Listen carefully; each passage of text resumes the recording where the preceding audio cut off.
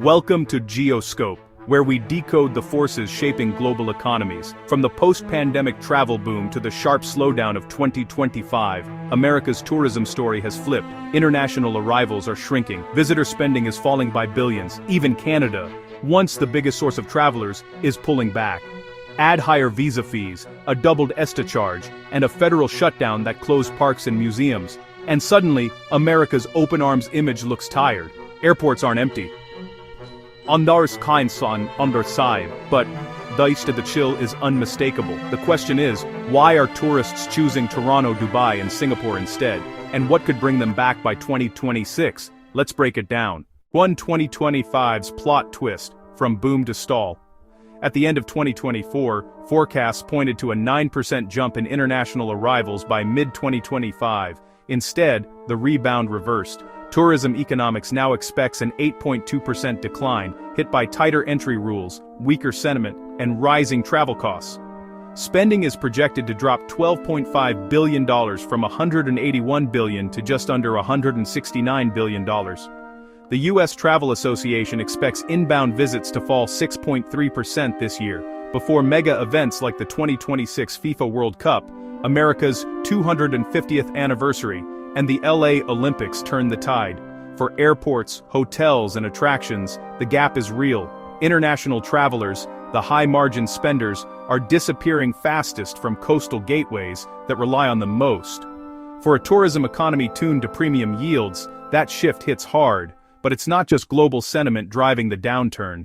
Canada, America's most reliable neighbor, just hit the brakes. For cities like Seattle, Buffalo, and Glacier Park, Canadian tourists are lifeblood.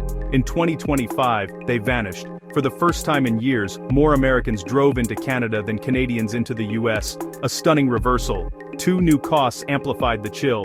The ESTA fee jumped from $21, $40, and a new $250 visa integrity charge hit non-immigrant applicants. Stack that with airfare and lodging inflation, and travel headlines turn to deterrence. Add tariff fights, tough political rhetoric, and viral, border-crossing horror stories. And suddenly, US trips look like a hassle. Even a 5 to 10% drop in these high-spending visitors' dense car rentals, dining, and ticketed attractions. For border economies, that's the difference between solid and soft. Before we shift gears, hit like and subscribe so you never miss GeoScope's deep dives into geopolitics and the global economy. Now layer that friction onto a federal shutdown. TSA agents and air traffic controllers still showed up.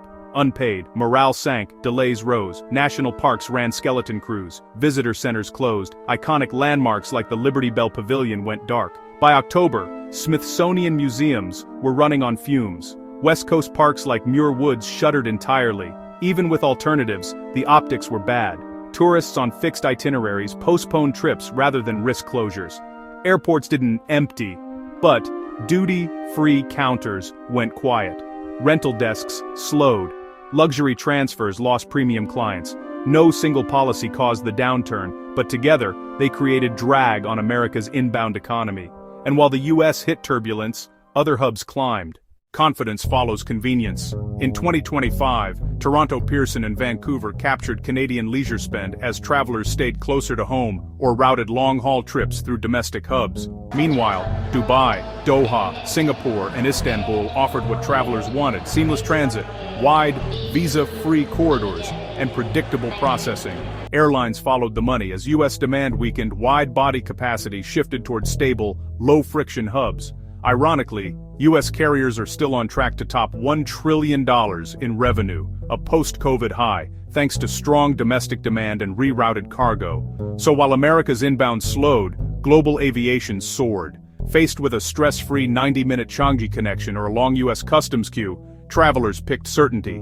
For the automotive sector, rentals, shuttles, and luxury transfers, the message is clear: follow premium travelers upstream to Canada and global transit hubs until the U.S. rebounds. Tariffs are blunt tools, and in aviation feels every jolt. By mid-2025, analysts were calling new trade duties a black swan for the sector. They tangled cross-border maintenance contracts, slowed aircraft parts, and inflated insurance risk. North America's aerospace network is deeply integrated. Tariffs don't bring jobs home, they raise uncertainty.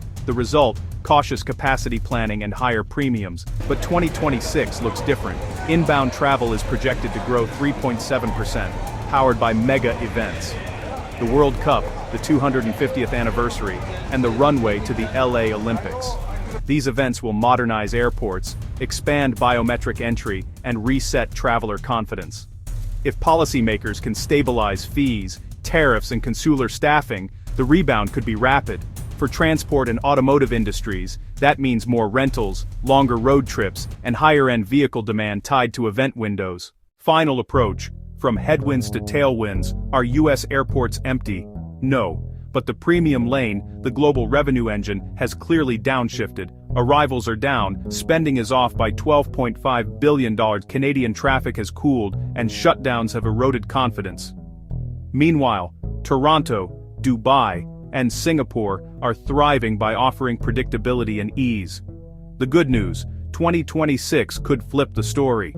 World Cup tourism, patriotic travel, and infrastructure upgrades can reignite demand, if the U.S. clears the friction. Cut red tape, stabilize policy, and reliability will do the rest. Now over to you. Will travelers return once fees drop and processing improves? Which hub impressed you most? Toronto, Dubai, or Singapore? And how do tariffs reshape tourism and automotive demand in 2026? Share your thoughts below, and stay tuned to GeoScope for the stories that move the world.